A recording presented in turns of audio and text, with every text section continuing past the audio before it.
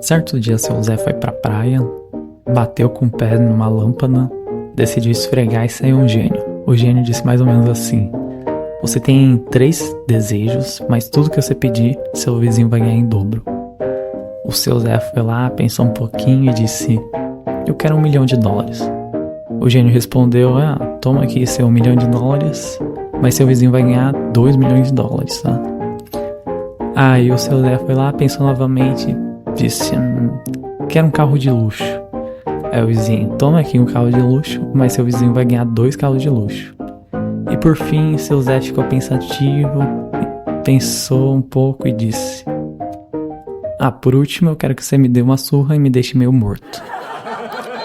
E foi isso mais ou menos que o ChatGPT me respondeu quando eu pedi pra ele uma piada sobre o gênio e a lâmpada.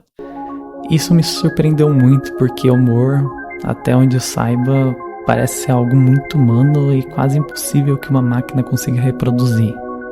Isso me motivou a fazer uma pergunta: como a inteligência artificial consegue aprender piadas? E para responder essa pergunta, primeiro fui entender como funciona uma piada. E para isso eu fui no site mais confiável possível, que é o Wikipedia. E num parágrafo muito específico, a Wikipedia dizia: a maioria das piadas possui 2 componentes, uma introdução genérica e um final surpreendente. E bem, os jargões mais humorísticos, isso se chama setup e punch. Setup é a parte onde entrega todas as informações necessárias para a criação de uma expectativa, enquanto punch é a última parte da piada, onde há uma quebra de expectativa, onde há realmente a graça. E bem, pra gente entender um pouquinho melhor, vamos ver essa piada do Danilo Gentili. Volta e meia o povo me pergunta se eu gosto de andar de avião, e eu não sei responder isso. Porque sempre que eu tô lá, o avião solta um pouquinho, o resto ele vai voando. Nesse caso, o setup é: perguntam se eu gosto de avião, eu não sei responder isso. Bem, isso é mais uma criação de expectativa, onde entrega informação que é um papo de avião, etc. Agora o punch é a parte que ele diz: sempre que eu estou lá no avião, eu solto um pouquinho, o resto eu vou voando. Essa é a resposta inesperada, quebra de expectativa e onde há realmente a graça. As piadas, no geral, elas dependem muito do contexto, especialmente o contexto político, social e econômico, especialmente para piadas do tipo Rio de Janeiro é perigoso ou São Paulo só tem trânsito, ou até mesmo as piadas podem usar recursos linguísticos como trocadilho, por exemplo, porque o bombeiro não gosta de andar, porque ele só corre, fazer um trocadilho com socorrer.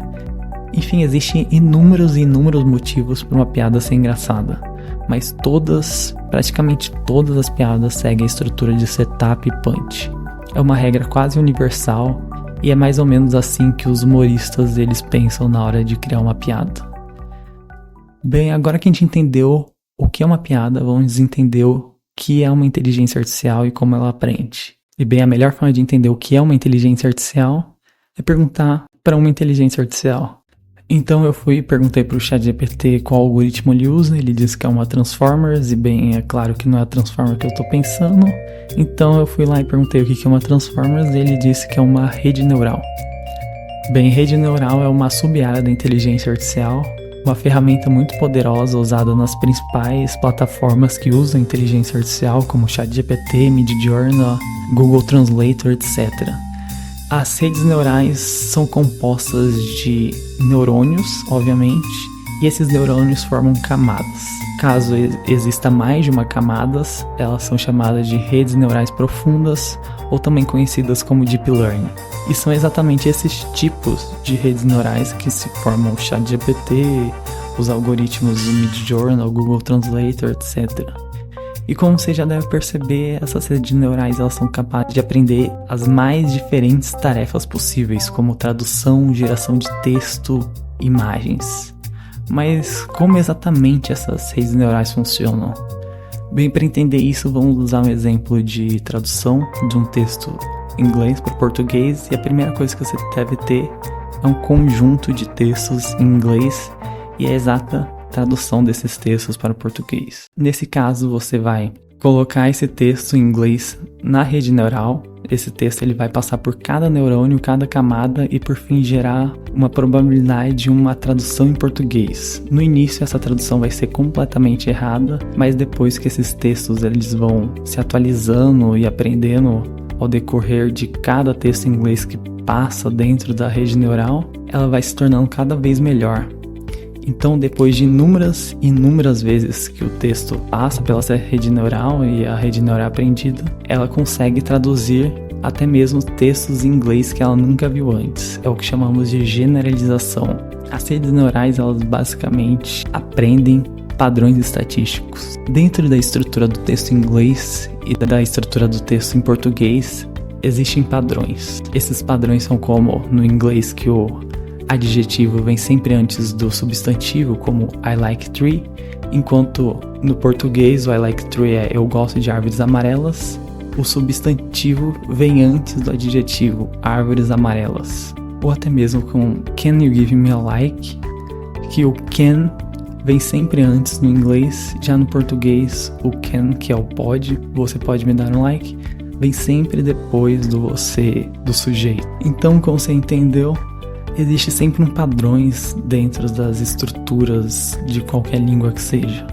E esses padrões não existem somente em estruturas simples como sentenças ou parágrafos. Elas podem se estender até mesmo em textos maiores como livros e filmes.